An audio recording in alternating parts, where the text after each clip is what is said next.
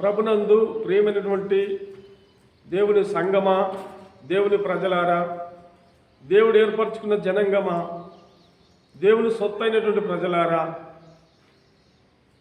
నేటి దినము ఈ వాక్యమును మీకు తెలియపరుస్తున్నాను. మీరు జాగ్రత్త కలిగి దేవుని వాక్యం వినాలని నా హృదయపూర్వకంగా మీకు తెలియపరుస్తుంటున్నాను. ప్రకటన గ్రంథము 2:25 వచనములో ఉన్నటువంటి సారాంశమును మీకు తెలియపరుస్తాను. కనుక ఈ వాక్యము వినే ముందుగా దేవుని బిడ్డలారా, మీరు సబ్స్క్రైబ్ చేయండి, లైక్ చేయండి, దేవుని మయపరచండి.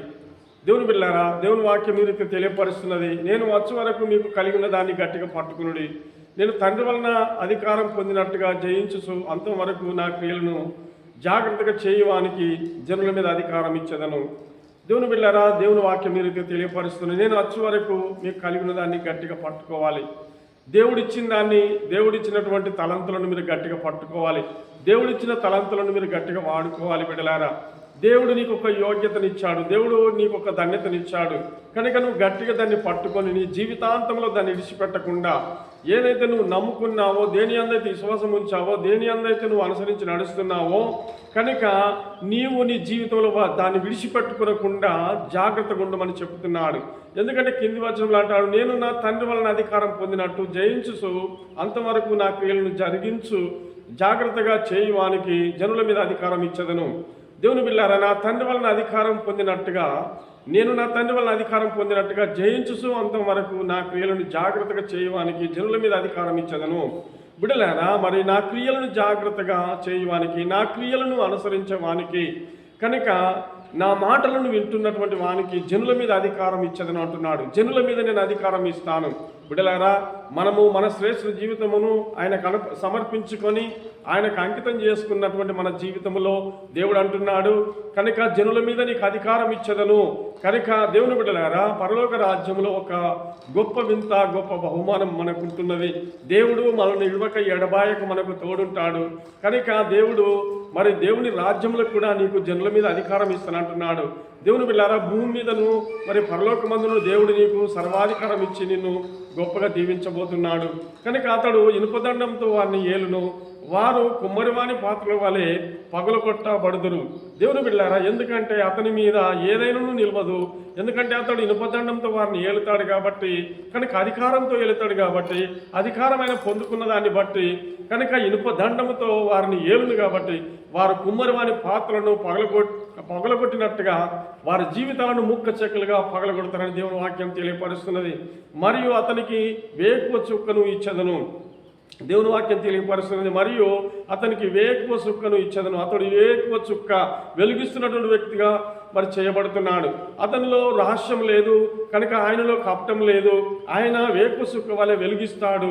నన్ను అనుసరించిన వాడు వేకువ చుక్క వలె వెలిగిస్తాడు. కనుక యాకోబులో నక్షత్రం ఉదయించినట్టుగా అతని జీవితంలో గొప్ప ధన్యం కలుగుతున్నదని దేవుని వాక్యం తెలియపరుస్తున్నది. అదేవిధంగా కీర్తనల గ్రంథం 2:7 వచనము, నీవు నా కుమారుడవు, నేడు నిన్ను కనియున్నాను, నన్ను అడుగుము జనంలో నీకు స్వాస్థ్యముగాను, భూమిని దిగంతముల వరకు సొత్తుగాను ఇచ్చదను. దేవుని బిడ్డలారా, ఇక్కడ అంటున్నాడు, నీవు నా కుమారుడవయ్యా, నేను నిన్ను కనియున్నాను, నేను నిన్ను కనియున్నాను, నీవు నా కుమారుడు. దేవుడు అంటున్నాడు, నీవు నా కుమారుడవు, నేను నిన్ను కనియున్నాను, నన్ను అడుగుము జనంలో నీకు స్వాస్థ్యముగాను, భూమిని దిగంతముల వరకు సొత్తుగాను ఇచ్చదని అంటున్నాడు. దేవుని బిడ్డలారా, దేవుని సన్నిధిలో మొరపెడితే, దేవుని సన్నిధిలో అడిగితే దేవుడు అంటున్నాడు, నన్ను అడుగుము జనంలో నీకు స్వాస్థ్యముగాను, భూమిని దిగంతముల వరకు సొత్తుగాను ఇచ్చని అంటున్నాడు. దేవుని బిడ్డలారా, మనం ఏది అడిగిన దేవుడు మనకి ఇస్తాడు. మనం అడిగినదెల్లా దేవుడు మనకు అనుగ్రహిస్తాడు. మనం ఏది అడిగినప్పటికీ కూడా దేవుడు మనకు సాయం చేయకుండా లేడు. ఎందుకంటే సాయం చేస్తూనే ఉంటాడన్న సత్యాన్ని తెలియపరుస్తున్నాను. అడుగుము జనంలో నీకు స్వాస్థ్యమాను. ఎందుకంటే నశించిపోతున్న ఆత్మల పట్ల కూడా మనం అడగాలి. కనుక అనేక బిడ్డలందరూ కూడా నశించిపోతున్నారు. హత్యలు, మానభంగాలు, రకరకాలైనటువంటి మరణాలు.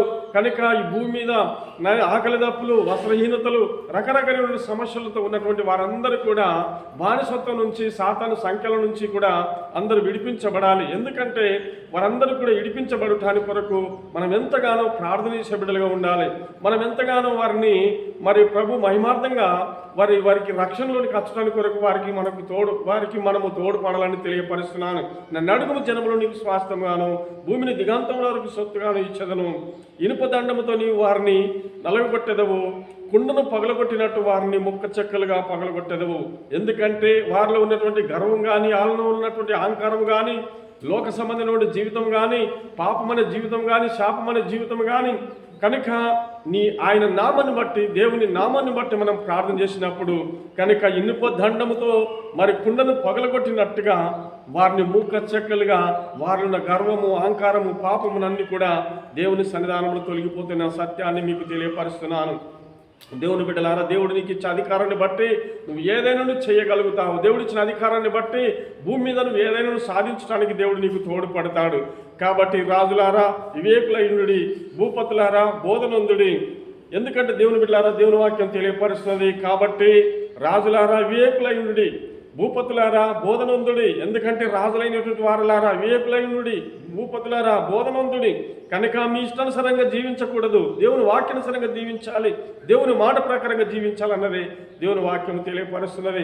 భయభక్తులు కలిగి ఉన్న భయభక్తులు కలిగి యెహోవాను సేవించుడి. భయభక్తులు కలిగి యెహోవాను సేవించుడి. భయం ఉండాలి, భక్తి ఉండాలి, దేవుని సేవించాలి. బిడ్డలారా, గడగడ వణుకుచు సంతోషించాలి. దేవునికి భయపడుతూ గడగడ వణుకుతూ దేవునికి లోబడి దేవుని అనుసరించి నడిచే బిడ్డలుగా ఉండాలని నేను మీకు తెలియపరుస్తున్నాను. మరియు ఇంతకంటే స్థిరమైన ప్రవచన వాక్యం మనకున్నది.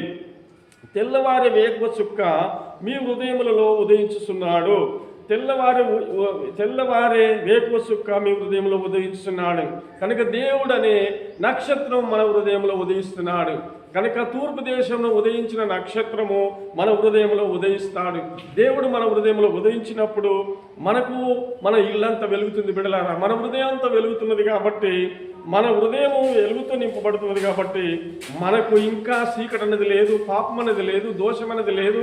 కనుక ఆశీర్వాదాలు, దీవెనలు నిండుగా మెండుగా మన పైన కుమరిస్తున్నాడు దేవుడు. బిడ్డలారా, అందుకే వాక్యము చీకటి గల చోటున వెలిగించుతున్నట్టుగా వాక్యము చీకటి గల చోటున దేవుని బిడ్డలారా దీపమై ఉన్నట్టున్నది.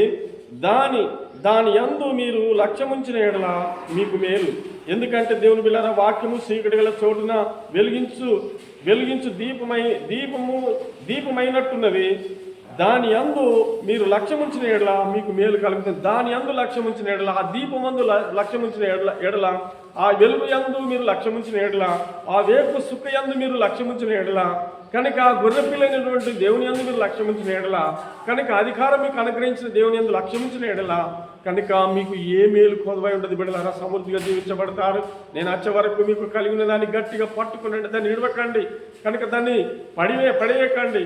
దాన్ని పట్టుకొని మీరు నడిచినట్లయితే, దేవుడిచ్చిన అధికారాన్ని, దేవుడిచ్చిన ఆధిక్యతను కనుక తండ్రి వల్ల మీరు పొందినట్లయితే, దేవుని వల్ల మీరు పొందినట్లయితే, మరి యోగ్యులుగా మీరు జీవించి, భయభక్తులు కలిగి జీవించి, దేవుని అందరి విశ్వాసముతో మీ శ్రేష్ఠ జీవితం ముగించేంత మట్టుకు దేవుళ్ళు నడిచినట్లయితే, దేవుడు మీ కుటుంబాలకు, మీ పిల్లలకు మరి సమస్తములో ఆధిపత్యం వహించి ఎల్లప్పుడూ గొప్ప దేవుడు దీవించును గాక. ఆమేన్.